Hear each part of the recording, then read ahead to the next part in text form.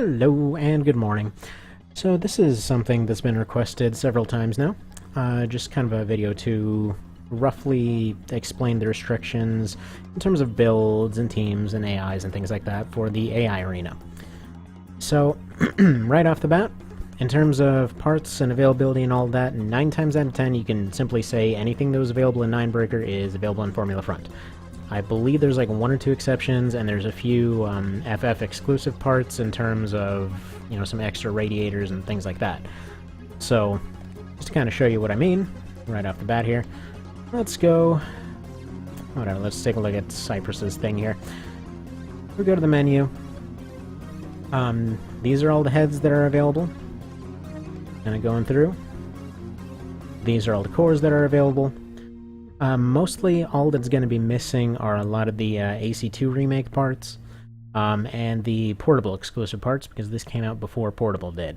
But 9 out of 10 times, this is all going to be here. So, not that I really need to go through all this, but, you know, just to kind of show you what's going on.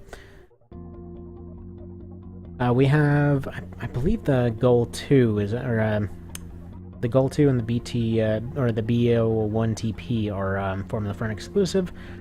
Just off the top of my head, I could be wrong on that. FCSs, I believe there's only 1 or 2 FCSs missing from LRP, one of which was Portable exclusive. There's a couple extra duplicates. Like, for example, instead of the Ananda, a lot of times I end up... wait, I'm looking at the wrong one, sorry. So, like, instead of the Fudo, you got the Gandari here, got the Sama thing. Just, in general, you've got a few that are, you know, just different, slightly different variations. And you can tell they're slightly different variations. They're just resized and recolored. But this is the most obvious example. Like, you look at the Ananda, you got the Rigora over here that's just improved cooling, or you got the Moroccan, which is just basic enhanced cooling version, which is, I mean, they're basically the same thing. You can, with tuning, you can make them more or less exactly the same thing. Like as if you had tuned an Ananda or something like that. So, either way. Pretty much just extra parts since you can't reuse them between your teams. Insides, I believe they're all the same. I mean, extensions and... I'm gonna say with guns, let's see, the Nyx, the double Nyxes and the Pythons, and I believe the Elf-3 are the only ones that don't make the cut. I'm 99% certain almost everything else is in there. So, that's all usual. I'm very positive that all the same optional parts are there. It's just, like I said, stuff that was exclusively added for LR. A lot of that is missing. Only a couple parts actually made it from that. Okay. Going back to this, though. The main thing that I wanted to go over here, so in terms of when they're built, generally when I get a request, I just put it together in the order that they're given, as long as the parts are available. If the parts aren't available, I move on to the next one. When you have those 5 ACs, they can't share any parts aside from their optionals. It's just a weird quirk, but other than that, everything's fine. So most times, it's not even an issue. Going over this here, as far as how the AI comes together, generally what it does, it's just range, their variability in what they decide to do, how they like to move. So let's say this is just like, you know, dashing along the ground, this is for flying around, this is for walking, and normally, you know, you only want this up on hovers or things like that. And then this is just how aggressive they are, and it's easier to think of this not so much as them being effective what they're trying to do, but just how close or far they want to stay away from the other guy. So if you end up being like long-range defensive, they'll still attack at every given opportunity. They just won't, you know, blindly rush and get themselves hit. So in most cases, and most of the competent ones do end up being defensive. And again, if you want a lot more experience in terms of what sliders do what and what settings do what, Azure is the guy to ask. He's usually on the Discord. He has been doing this a lot longer than I have, but, you know, learned most of everything trick-wise that I know from him. Anyhow, now preferences, these two generally don't matter too much depending on what you're trying to make. So for a lot of these are just kind of general purpose ones that end up coming around, so usually I'll end up, you know, just dropping a point in each of them. just so they have something there. If they have absolutely nothing, they flat out seem to ignore those particular functions. Each head has a particular capacity for how many points it gets. Most times I will be going and maxing these two specifically. This is mostly just due to the fact that since OPI isn't available to max out some of the stupid AI, not max out, but smooth out some of the stupid AI stuff, like for example, when they're using some type of energy along with another type of energy and moving. They will end up just calculating for one of them at a time, and then, like let's say they're going to shoot a thing, they're going to use their extension, and they're going to jump in the air. They will do all three of those at the same time and knock themselves into charging, and they will not have... won't even have the option to think about it. They're like, I don't get it, I thought about all three at once, I just didn't add them together. So it doesn't get that advanced, but generally it's good to have these maxed out so that they can recover quickly from either an overheat or a charging thing. Their generator is going to matter a lot more, as well as their radiator, but this generally smooths things out. Enemy is just awareness of what the other guy's doing, so for example, if somebody's out of energy and they have a blade on them, they're like, okay, this is my opportunity to go and cut that guy, so they'll end up doing that. This is just more of a likeliness thing. Terrain-wise, this is just their ability to avoid things. In most cases, the maps are pretty open, and most of the AIs aren't too intelligent, so they're generally not going to have a whole lot in this, just enough to barely get around. Again, this is more of a dump stat because, well, they'll eventually find each other anyway in 9 out of 10 cases. These just kind of you can generally tell. Like, if you've been with the series, especially early to mid 3rd gen for a while, like before they started really heavily relying on OPI, you probably have already seen what these will do. Like in terms of how good they are at dodging, how good they are at attacking, their opportunities for different things, what angles they fire from, that sort of thing. These are kind of general purpose things. AC and movement control are how likely they are to make good choices in terms of how well they move. Again, more of a general concept than a hard thing to calculate there. Most times I kind of leave it around here. If I can, I try to max these out. And then utilizing weapons appropriately, this is especially the firing angles and things like that. So this is more when they use their weapon, this is more where they use their weapon, like getting themselves into position to use that thing, as I understand it. Again, Azure, if you see this, if I get something wrong, I'm sure you know better. So, put a little thingy in there like, hey, idiot, it was this. So, let me know. Anyway, and then search condition is just finding the other guy. Occasionally you may have noticed that they'll just stand there and look from side to side and think, you know what, I could have sworn something was shooting from over there, but I'm going to sit here and scratch my bum for a while. This is kind of the stat that lets them, skip that whole phase. Otherwise, they'll just be looking around manually for a little while, and they will completely ignore getting shot at. Apparently, they don't feel that, because they are a soulless machine that feels only hatred. Anyway, no, this just helps them find the other guy. If you give them a radar, and most of the time I end up giving them a radar if it's actually crippling, that's what ends up happening. So, I'm not going to update those. Alright, now, moving on to the last thing. In case there's no points, I usually end up using these. In case there's no points for attack or defense strategy, I mean. So these are incremental 30-second chips to give them specific orders. I'll just go through them one by one here. So yeah, you got moving ahead, moving backwards, sliding forward, crossing over to get to the other guy's back, rushing and turning with overboost, the jump and slide thing, just the hopping around thing. Got backward strafes, just strafing forwards, strafing side to side a lot, doing a very quick zigzag, doing a quick hop forward, doing a bunch of back jumps. It's like this one especially is would explain a lot of the douchey AIs in LR. Jumping around, just in general, they're trying to hop up in the air and get around the other guy. This one's actually really useful for a lot of permahover ACs, but its own thing there. Double fire, that's if they have 2 guns, you just make them run around firing, and then this one also includes inside parts. This is just firing with everything.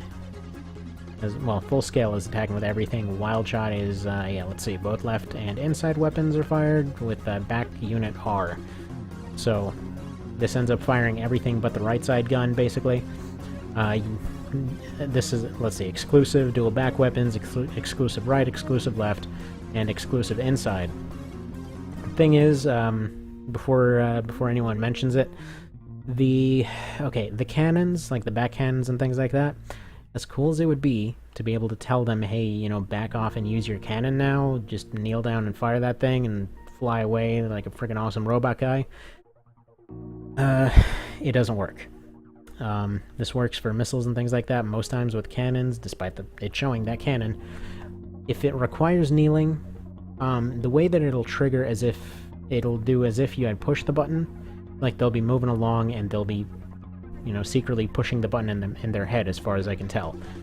Like, I'm totally gonna shoot now, and then, you know, naturally the next trigger would be for them to kneel down and fire, but they have nothing telling them to just stand in place and fire. And by the way, before you ask, yes, I have actually done that thing of using this booster killer down here, and combining that with the back part, or just exclusively giving them a cannon, then turning this on and giving them no option to move whatsoever and only to fire, and no, they'll still refuse to do it. Like an angry puppy that didn't get his treats that day. It's bizarre.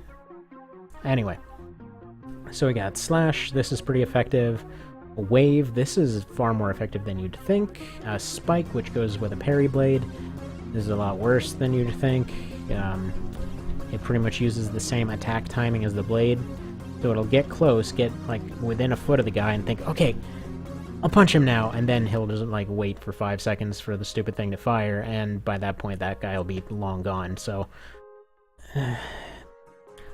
I've tried using this in some cases, praying that it would do something. It just seems better to leave it alone. There's really no point in using this. Again, I could be wrong, just in all the testing that I did for it, didn't see a use. Alright, so drive in while firing, move forward while firing with different stuff and overboost and things. A different type of moving forward. These are all just like moving forward while doing X. So like missile jumping, missile sliding, showering with bombs. This can be reasonably effective, actually. This is pretty awesome when it works. So like you can make them hover around and then just like hover and drop inside bombs. And it's really weird that they specifically made a chip for that one weapon no one uses. But yeah, pretty reasonably effective. And then Bullet Rain, it's kind of the same thing, except they fire from the sky. And despite what it says about auxiliary boosters, if you make a perma-hover build, it won't perma-hover using this. It will sort of hover for a little while and then hop back on the ground, and then it'll try to fly normally. Who knows? Anyway, let's see. This one, go find cover, go stay just out of lock range, just evade everything, evade missiles, switch your weapons a different way, switch to your hangers, throw away your guns, just turn off everything except for a blade, you know, get rid of your weapons entirely. Why? Who knows? Yeah, get rid of everything, or turn off everything except for the back, and then dead legs, dead booster, dead arms, and dead inside, which is just depressing. So there you go. That's kind of what we're working with as far as what's being built.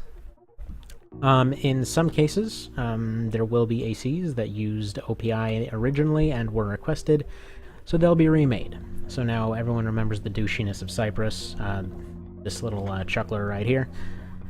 As far as his whole story goes, he ended up getting rockets instead. I did try assault rockets for a little while. It didn't match his ammo preferences. I tried orbit cannons. That didn't quite work out either.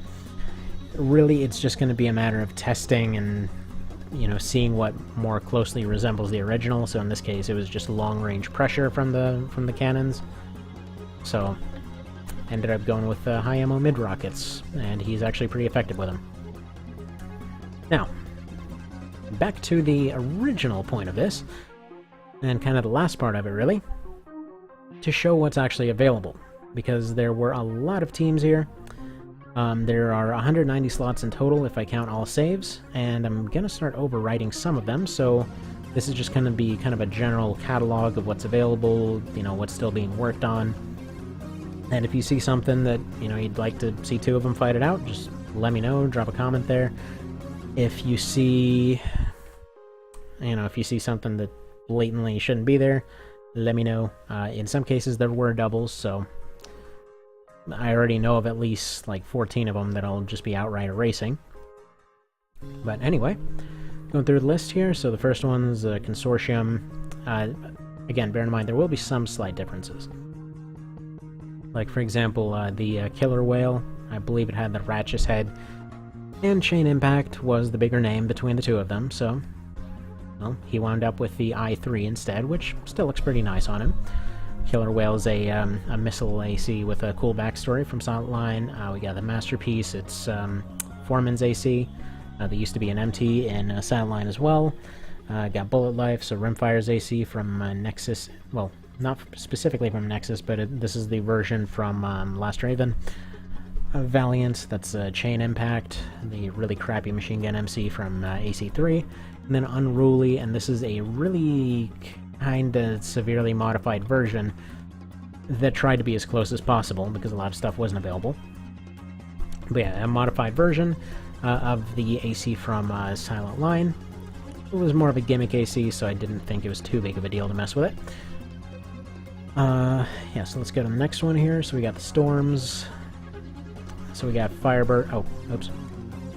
Yeah, so we got Fireburst. This is actually the Freedom Fireburst's AC. I couldn't remember the name at the time. We got the Zuki. It's a Permahover AC from ProCal. The Auld Lang Syne. This is a remake of the AC3 and Silent Line intro AC that I thought made a lot more sense with the quad machine gun thing it's got going on. Providence, and that is what's his face? The head of the AC, head of the arena in AC2, but he's one of the ones that's gonna go. Actually, his build is completely barely functional as it is right now. Unfortunately, it required a lot of OPI to work. Its parts do not mesh well together, and a lot of tweaking still kind of made him a bit of a clunky brick. So I'll probably revisit that, maybe give him a different rifle at some point. And then the Cosmic Stormwind. This is another reason that this team's going to end up pretty much getting overwritten. Well, with some exceptions. I'll probably keep the three on the left, just replace these two. But this is the Cosmic Stormwind. It's just one that I was messing around with. Kind of a fun, like, bullet hell build that I came up with a while ago. Never actually ended up using it in a video, though. But let me know if you want to see that in anything before I start axing them. Gonna be probably taking a little bit of a break from this over the weekend. Alright, we got the Murder.exe. This is one of my personal favorites. It is just a downright part breaker. This is actually a different version of the one that I usually use, one that was just kind of more made for Formula Front, really. And yeah, its whole thing was made for LR. It's just like it breaks stuff with missiles, then it breaks stuff entirely with quad nukes. The Sidehawk, I think everyone knows who that is. Again, this is just a copy of the same guy here. Ended up kind of forgetting to fill that slot. The Foxeye, again, everyone knows who that is. The Vixen, this is Stinger's AC. Moving on. The intro was a little bit long here. Next we've got the Proto-Exus. At some Nars AC, we got the Patriot, that's Twinhead W, I believe, from AC3. The Fascinator FF, this is kind of a 1.5 version of between the Fascinator and Ultimate Fascinator from LR, using some of the heavier weapons from the Ultimate version, giving it a Gatling gun to sort of match up with the Nyx, except keeping some of the other weapons, as in everything but the frickin' Python, because that thing was trash. The Flag, this is another one from the AC3 arena, and Delta, another one of the surprisingly more well-known ones from the AC3 arena. Actually a little bit surprised that guy got his own models and stuff made. Anywho, moving on to shenanigans. So we've got Carnage, yeah, it's this crappy thing. This is Iron A's AC, the Taurus Nexus Edition. you know, the later 3rd-gen starter AC. The Red Gasp, this is it's kind of a long-range burner. Another one that I was just messing around with. Same thing with the Migrator here, and this is, again, one of the reasons that this team's also going to get more than likely overwritten, because this guy can remake at any time. This one, I mean, it's very easy to remake, it's just the starter AC. And then these 3 are, this guy already has a slot, these 2 are just kind of ones I was messing around with, so that'll end up getting redone. But if you want to see them before they go, let me know. Alright, next we have Controller. This was... Oh, I believe the music has stopped. Why have you stopped, music? It is not responding because it's in the process of going and resetting itself. Alright, so then this one was for the AC3 and people versus controller type situation. So we've got the Night Flyer, Fragile's AC with some minor modifications. We've got the 3 controller ACs, again modified to somewhat make up for the parts they use. They all were given swapped out stuff to generally function the same. And then we have the Sun, so that's Cold Heart's AC. Yeah, I remember this one in particular. If I'm remembering correctly, this is the one that outright nuked everyone because it's got napalm rockets. So what's weird is actually there was some random page that listed that thing had napalm rockets. I was corrected by several people who said no, it actually totally didn't. Not before it proceeded to completely rock almost everybody there except for Cold Heart. Otherwise it would have been a complete stomp. So we have the original Tempest. This is one of Pro Cow's. We have the Joker from AC3, the Metal Wolf, and Mobile Armor Richard model from Metal Wolf Chaos, and this is my personal one, the Caffeinator. Moving on. Now this is one of Azor's teams, so we have the Kainos. This is a remake of an MT from Silent Line. Mr. Pokey, it's a Parry Blade guy. Exploder, exactly what it sounds like. Messy Finish, it is an overheat, weird, spazzy thing. And then Meme Lord, it is literally just like a walking flamethrower. Okay. Yeah, that was the Meme Dream, what was it? What does the E stand for again? I always forget what that E stands for. Dang it, friggin' Greeks. Alright, so we got 8-Ball, we got Werehound, Fixer, Apple Boy, and Rotation. All of which are pretty close to their originals. And I believe that's all there really is to say about that one. The Weirdos I already pretty much showed off here, but we have Primitive Light from 4-Answer, Chariot from AC3, Caster from AC3, Cypress from AC3, and Oracle from Last Raven. Merbener. And now we have Tomato, if it wants to load. Alright, so we've got the Obscuro, this is Haven's AC from the Discord. Flamefly from AC5, he's one of the joke fights. Blue Magnolia from, Verdict Day. Water Hazard from Silent Line, and Huntress's AC from AC3.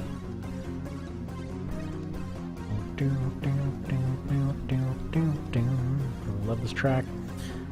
Alright, this is the Cowlective 2, so we got the Horse, we got the Hover Cow, the Shadow Cow, the Untouchable, which he didn't actually name it that way, it's just an AC that was inexplicably invincible in Silent Line, if put together correctly.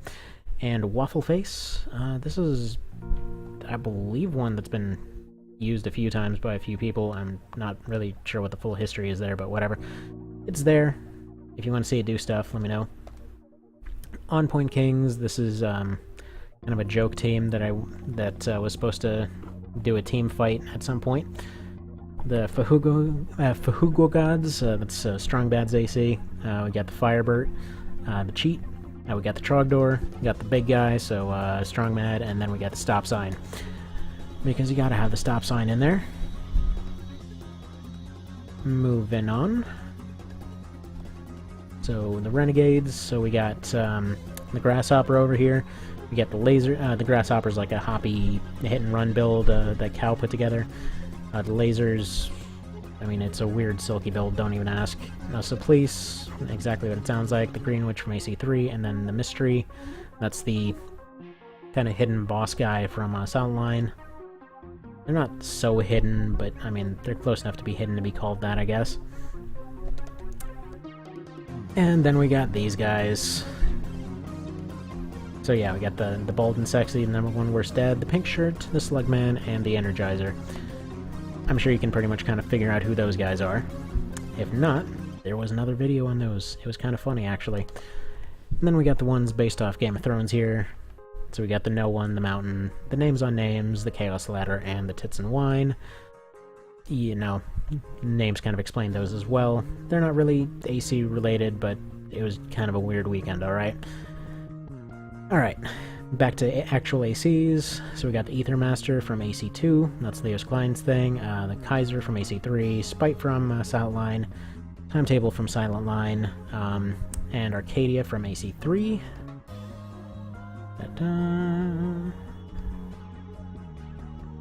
Sorry, I'm just noticing I'm running a little short on time here, so it's starting to run through the rest. Alright, we got the Dirty Slime from AC3 and Lost Raven, the Oracle from Nexus, we got the Nova RG from Lost Raven, the Silhouette from Silent Line, so that's Shades AC, and then a more, I would say, function-orientated version. This is like the AC1 version of the Wildcat. There'll be a Nexus remake version of the Wildcat in another part here. There we go. Now we have the original Collective. We got the cardboard box. This is the one that currently has been unable to win a single fight. So if you make an AC that is actually able to, like, actually fight, and manages to lose to this thing, then it's the new champion, but whatever. We got Mr. Scuttles, currently the king of the quads, inexplicably. The Dumbo, it's a hovering grenade and build. Hovering grenade and blade build. Don't even ask. A Sin Judder, it's a modified Sea Judder with fire. And then the Beerus, which was just made to kind of be a just an AC killer that's completely to the meta of this game. Alright, then we got a team that's based off XCOM for some reason. Again, it was a weird day. We got a Squatty Warden, a Colonel Paladin, a Hover Shiv, a Mechtoid, and a Sectopod. They were pretty decent, actually. Haven't really found anything for them. You know what? I'll probably have the Homestar team fight the XCOM team. That'd be kind of funny. That might be an idea. Alright, we got Scrub Force 5, another one of Azor's teams. We got a pretty cool Shotgun Bum Rusher here. Outcry, which is like a mid-ranger. Crisis, which was a mid-ranger. Raider, which is like heavy fire damage, and then Pink Punisher, which was another meta build.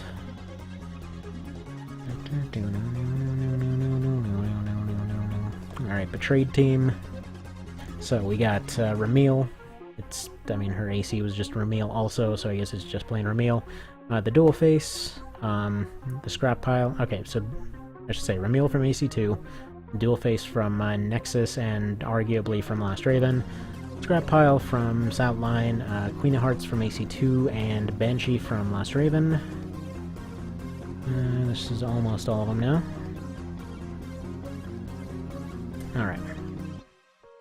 Then we have the Grasshopper. Actually, yeah, this is kind of a repaste of the same team, isn't it?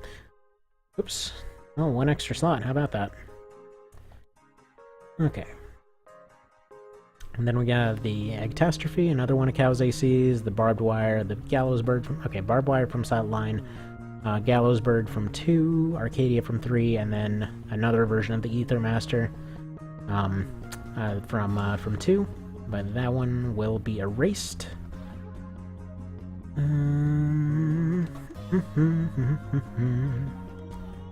the right one. Well, I think we've just about covered all of them now. Gotta figure out and rename these potato teams. So we've got Yellowboat from AC3, Exile from AC3, Thunderhouse from AC3, Valkyrie from AC1, and 9 Beef. This is just a weirder version of 9 Ball. And that's the one I never actually finished. Alright, Potato Team 2. Right, this one can be overwritten. These are old versions. The Lynx team, this is that other one I was talking about that Azor put together. The Hogar, one of the starters from 4 and FA. The Wildcat, this is the Nexus remake. Barbaroy from 4, Marigate from FA, and Raiden from FA. I think Barbaroy might also be in FA. I'm not too sure off the top of my head, because it's been a while. Alright, Team 6. We got Jester, that's Kami's thing. The most recent version of the AC-1 Valkyrie remake. The 3089 Taurus, which is just the early 3rd-gen starter AC. Currently the winner of the starter ACs. Crossback from AC3, he's the current reigning Suck champion. That isn't the cardboard box. And then the Fortress, which was just kind of a funny thing I submitted to, it's a friggin' Pokemon AC, okay? It was submitted to, a TBM's thing a while ago. Alright, Wasted Lead. We have Dean Knight, that's one of Royal's ACs. The Intrepid from 3, Solid from... This is the wooden AC that runs on the friggin' hamster wheel from MOA. Yes, that's actually its description. It's Kangaki, look it up. And then the Iron Whatever, whose name is Whatever, that I can't even remember, from Nexus. He's just a super tank that currently has not lost a fight.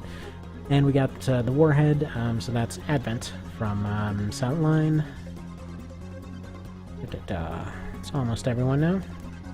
Alright, so we got the Mascot team, which actually accidentally got rewritten recently.